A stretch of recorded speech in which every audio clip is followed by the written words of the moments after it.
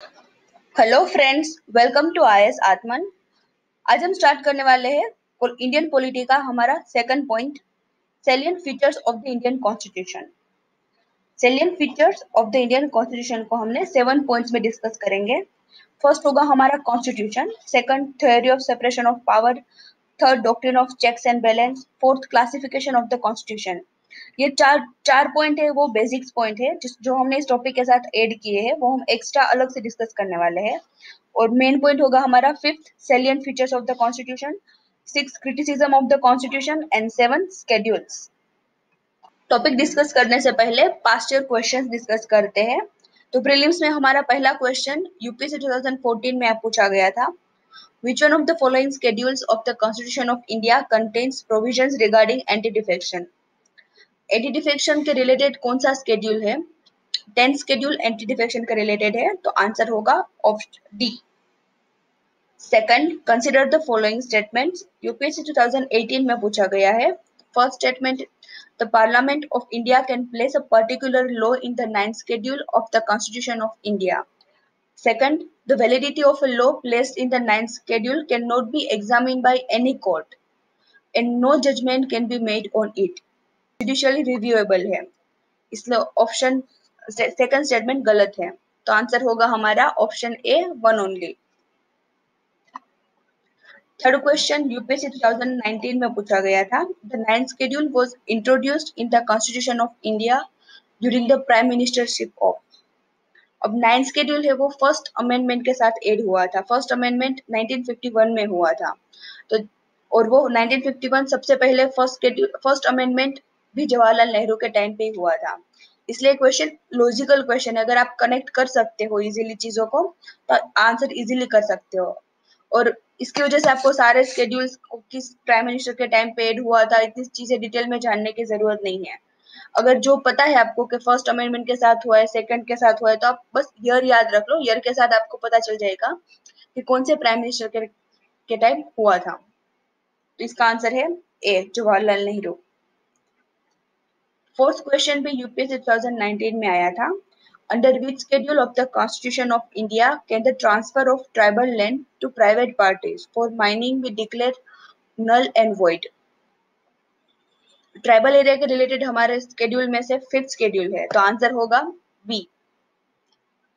Mains में UPSC 2019 में एक क्वेश्चन पूछा गया है, do you think constitution of India does not accept principle of strict separation of power, rather it is based on principle of checks and balance, explain. 10 marker question है। Means UPSC में question जब भी आप लिखते हो तो आप 3 part में क्वेश्चन लिखते हो, introduction, body and conclusion. Introduction में आपको separation of power and theory of checks and balance को डिफाइन करना है। देन बॉडी में लेजिस्लेचर, एग्जीक्यूटिव एंड जुडिशरी के रिलेशनशिप को एक्सप्लेन करना है विद एग्जांपल कि एग्जैक्टली इंडिया में कौन सी चीज ज्यादा हावी है, सेपरेशन ऑफ पावर और theory of checks and balance. And conclusion में आपको जो भी लगता है कि theory of checks and balance है या सेपरेशन ऑफ पावर है, वो आपके पर्सनल व्यूज के साथ आपको कंक्लूड करना है। स्टार्ट करते हैं हमारा पहला पॉइंट, कॉन्स्टिट्यूशन। कॉन्स्टिट्यूशन की हमें आज 4 डेफिनेशन डिस्कस करने वाले हैं।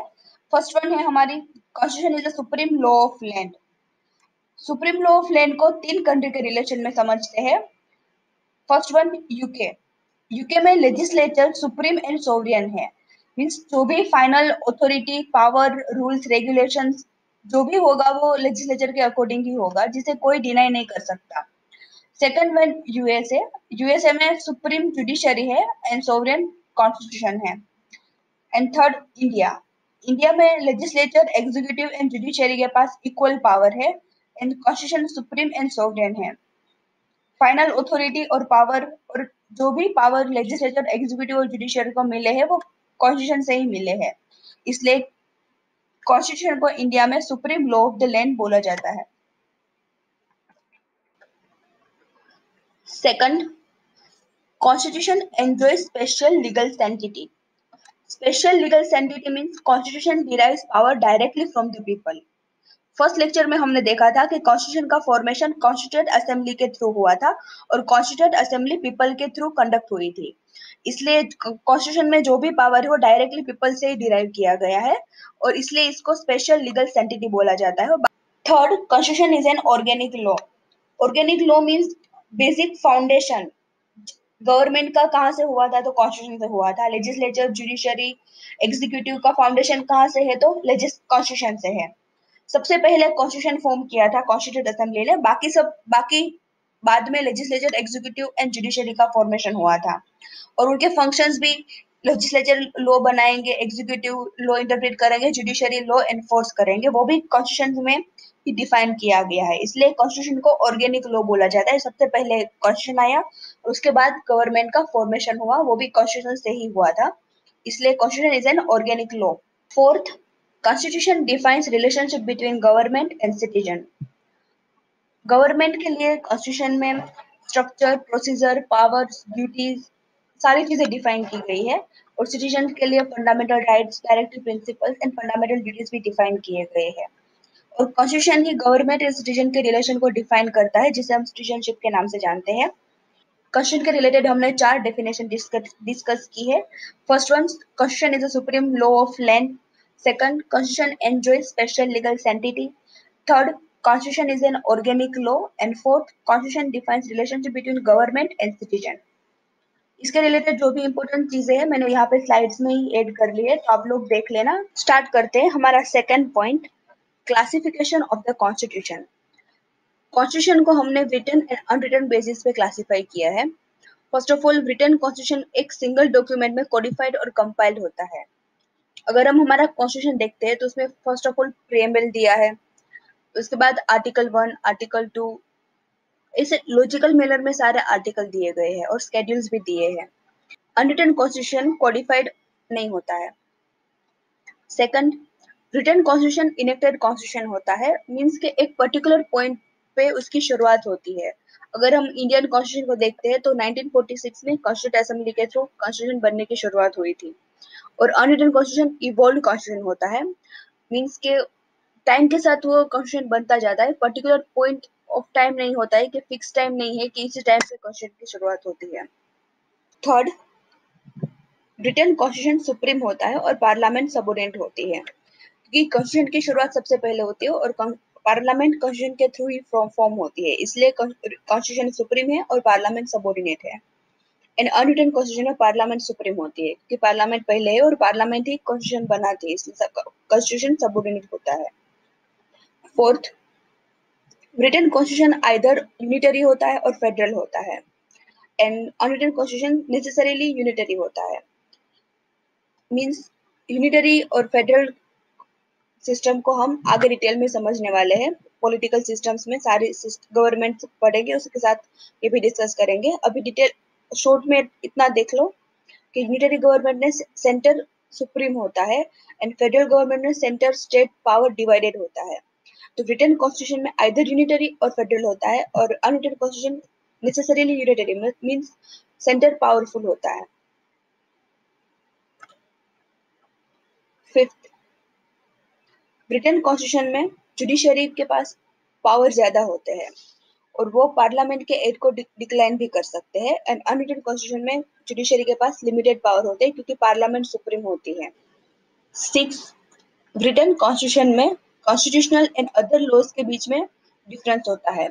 अगर आर्टिकल 368 के अंडर पार्लियामेंट जो भी लॉज बनाते हैं वो कॉन्स्टिट्यूशनल लॉ कहलाते हैं और 368 के अलावा बाकी सारे लॉज है वो अदर्स लॉज में आते हैं, जो कॉन्स्टिट्यूशन का पार्ट नहीं होता है।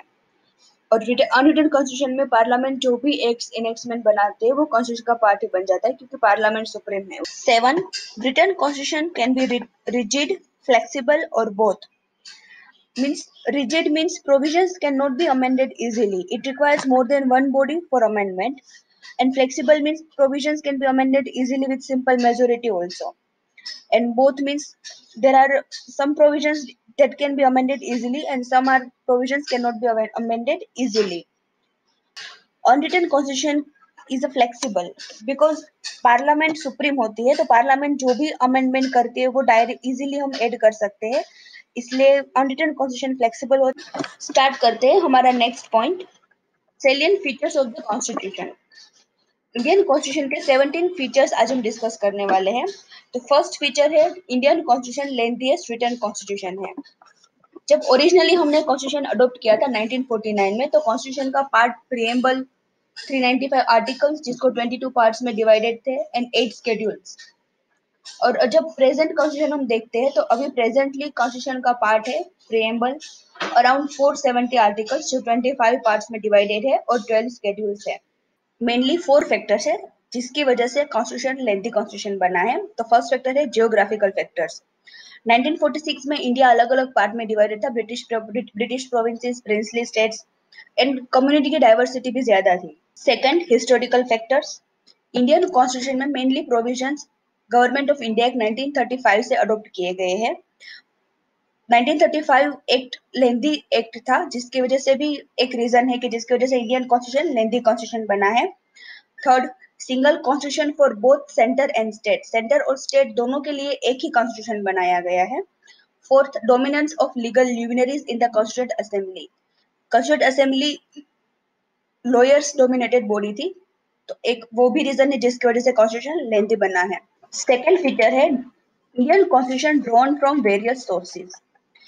कॉन्स्टिट्यूट असेंबली ने 60 कंट्रीज से भी ज्यादा कंट्रीज से इंडियन कॉन्स्टिट्यूशन को अडॉप्ट किया है।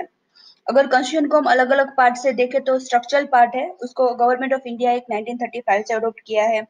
Philosophical part means fundamental rights, fundamental duties American constitution and Irish constitution से लिए गए हैं। पॉलिटिकल पार्ट से यानी पार्लियामेंट्री सिस्टम वो ब्रिटिश कॉन्स्टिट्यूशन से अडॉप्ट लिया गया है। और बाकी सारे प्रोविजन है वो अलग अलग कंट्रीज यानी Canada, Australia, Germany, USSR, France, south Africa, Japan सारी कंट्रीज से बोरो किया गया है। Third feature, Indian constitution is blend of rigidity and flexibility. अगर इंडियन कॉन्स्टिट्यूशन को अमेंड करना है तो आर्टिकल 368 में दो टाइप की प्रोसीजर दी गई है। First one, parliament can amend constitution with special majority and second, parliament can amend constitution with special majority with ratification of state. इस फर्स्ट वन है उसमें पार्लियामेंट अकेली अमेंड कर सकती है, सेकंड वन में पार्लियामेंट को स्टेट का रेटिफिकेशन भी चाहिए। तो कुछ प्रोविजंस इजीली अमेंड फ्लेक्सिबल है अमेंडमेंट के लिए और कुछ प्रोविजन रिजिड है। Fourth, Indian constitution has a federal system with unitary बायस।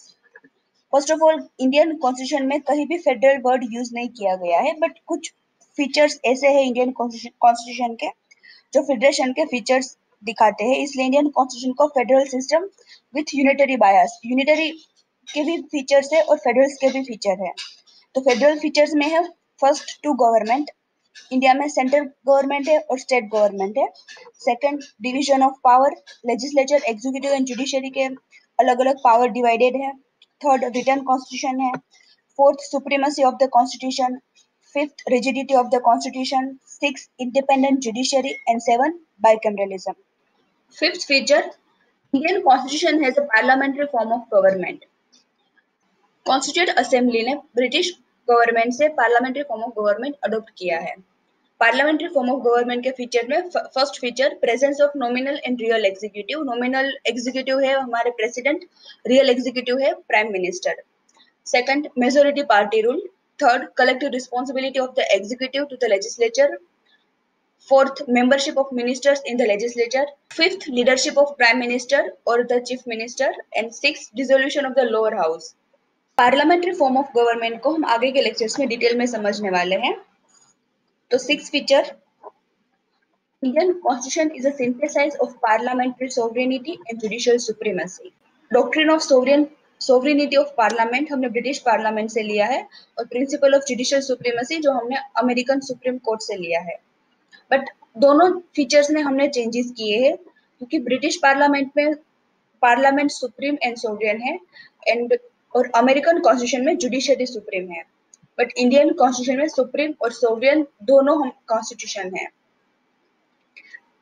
सो इस फीचर्स को हमने, सुप्रीम कोर्ट है जो जुडिशियल रिव्यू के अंडर पार्लियामेंट्री लॉज को अनकॉन्स्टिट्यूशनल डिक्लेयर कर सकता है और पार्लियामेंट कॉन्स्टिट्यूट पावर के अंडर कॉन्स्टिट्यूशन को अमेंड कर सकता है। 7, Indian constitution has a integrated and independent judiciary. Integrated judiciary means supreme court top पे है, उसके बाद हाई कोर्ट है और देन सबऑर्डिनेट कोर्ट्स। एक हायरार्की फॉर्म में कोर्ट सिस्टम दिया है और court system centre as well as state दोनों के लॉज को एनफोर्स करता है। इंडिपेंडेंट जुडिशरी में देखें तो सुप्रीम कोर्ट है वो हाईएस्ट कोर्ट ऑफ अपील है, जो हर एक सिटीजन को फंडामेंटल राइट की गारंटी देता है। और इसके इसलिए सुप्रीम कोर्ट की इंडिपेंडेंट के लिए कुछ प्रोविजंस कॉन्स्टिट्यूशन में दिए गए हैं। इंडिपेंडेंट जुडिशरी के रिलेटेड कॉन्स्टिट्यूशन में कुछ प्रोविजंस दिए गए हैं, जैसे कि जजेस को सिक्योरिटी ऑफ टेन्योर दिया गया है, फिक्स सर्विस कंडीशन दी है, सुप्रीम कोर्ट के सारे expenses consolidated fund of India से चार्ज होते हैं, रिटायरमेंट के बाद प्रैक्टिस बैन की गई है और जुडिशरी को एग्जीक्यूटिव से सेपरेट रखा गया है। 8th फीचर है फंडामेंटल राइट्स। फंडामेंटल राइट्स को हमने यूएसए से बोरो किया है, जिसको पार्ट 3 में ऐड किया है। मेनली फंडामेंटल राइट्स का पर्पस है पॉलिटिकल डेमोक्रेसी को प्रमोट करना। फंडामेंटल राइट्स सारे सिटीजन्स को गारंटेड है, जो जस्टिसेबल एंड एनफोर्सेबल है, जिसके वायोलेशन पे आप डायरेक्टली सुप्रीम कोर्ट या हाई कोर्ट में अपील कर सकते हैं। 9th फीचर है directive principles of state policy. DPSP को आयरिश कॉन्स्टिट्यूशन से बोरो किया गया है, जिसे इंडियन कॉन्स्टिट्यूशन का नोवेल फीचर माना जाता है। पार्ट 4 में ऐड किया है, जिसे हमने 3 पार्ट में डिवाइड किया है, socialistic, Gandhian and liberal intellectual. DPSP का मेन पर्पस है वेलफेयर स्टेट क्रिएट करना, और DPSP non justiciable and non enforceable है, जिसके वायोलेशन पे हम डायरेक्टली सुप्रीम कोर्ट या हाई कोर्ट में अपील नहीं कर सकते। 1980 में सुप्रीम कोर्ट ने मिनर्वा मिल्स केस में बोला था कि फंडामेंटल राइट्स और डायरेक्टिव प्रिंसिपल्स के बीच में बैलेंस होना चाहिए।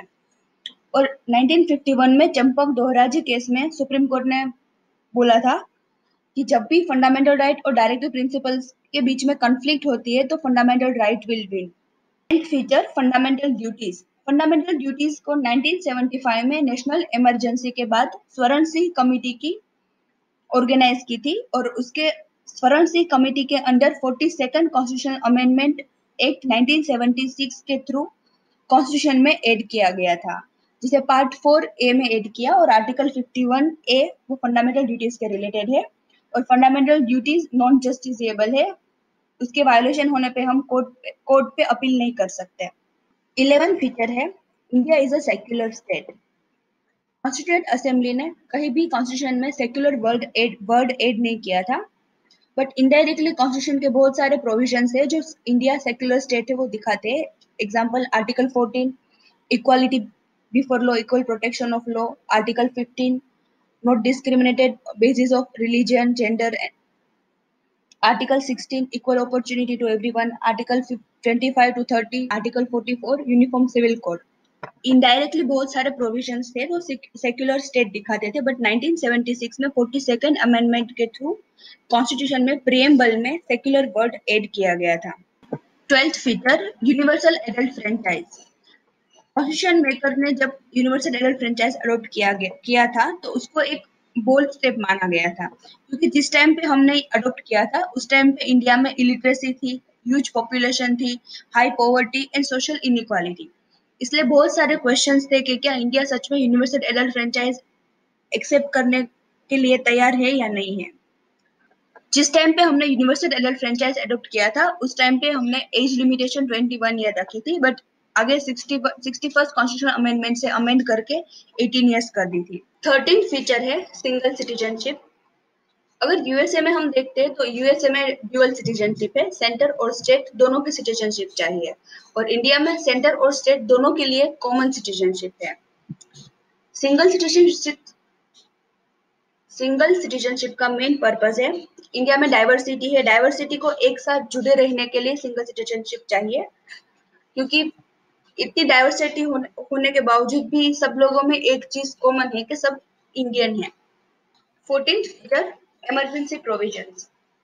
3 टाइप की इमरजेंसी है, national emergency under article 352, presidents rule under article 356 and financial emergency under article 360। Emergency का मेन पर्पस है इंडिया की sovereignty, unity, integrity and security को सिक्योर करना, and constitution and political system को भी सिक्योर करना। इंडियन कॉन्स्टिट्यूशन में emergency एक यूनिक फीचर है जो फेडरल सिस्टम को यूनिटरी सिस्टम में कन्वर्ट करता है। 15th feature independent bodies. Indian constitution में लेजिस्लेचर, एग्जीक्यूटिव एंड जुडिशरी के साथ साथ इंडिपेंडेंट बॉडीज के भी प्रोविजन दिए गए हैं। जिसमें है इलेक्शन कमीशन। इलेक्शन कमीशन का काम है to ensure free and fair elections at centre and state. Controller and auditor general का काम है सेंटर एंड स्टेट के अकाउंट को ऑडिट करना। Union public service commission central level पे रिक्रूटमेंट करता है, state public service commission state level पे रिक्रूट करते हैं। इंडिपेंडेंट बॉडीज का मेन बेनिफिट ये है कि जिसमें इसमें लोकसभा को इंटरफियर नहीं कर सकती है। 16th feature, three tier government. Three tier government means power divided in three layer. First, union, state and local government. Indian constitution में 73rd and 74th constitutional amendment के through three tier government add किया गया है, जिसमें 73rd amendment के अंदर पंचायती राज and 74th amendment के अंदर म्यूनिसिपैलिटी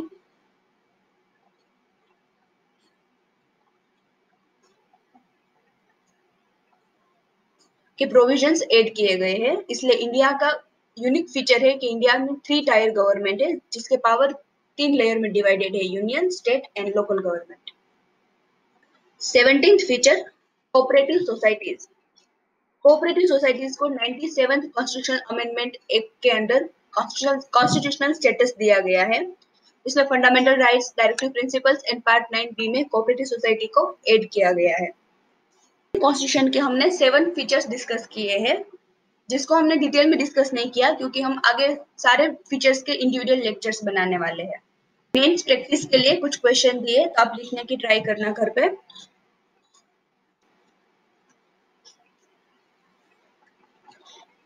और कोई भी डाउट्स और क्वेरीज हो तो आप हमें कांटेक्ट कर सकते हैं at isatman365@gmail.com।